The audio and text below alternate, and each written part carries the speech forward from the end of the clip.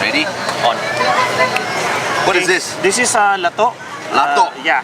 This is lato. This is like seaweed. Seaweed salad. Seaweed salad. So you're putting some lime in there? Yeah, putting some lime. Ooh. Inside also is a cucumber, ginger, and onion. Oh, look at this. What else you got to put in there? And of course, you add some salt. Taste. Oh.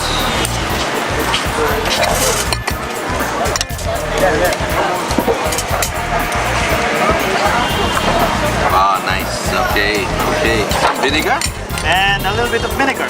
Okay, spicy vinegar, huh? Yeah, spicy vinegar. Coconut vinegar.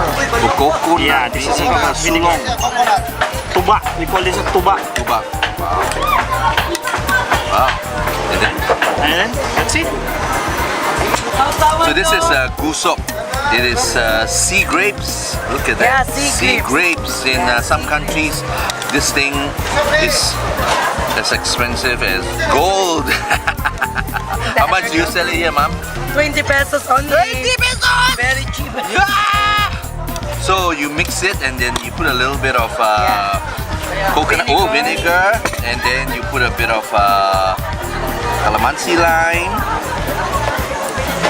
and then a bit of salt. Give it a good mix. Yeah.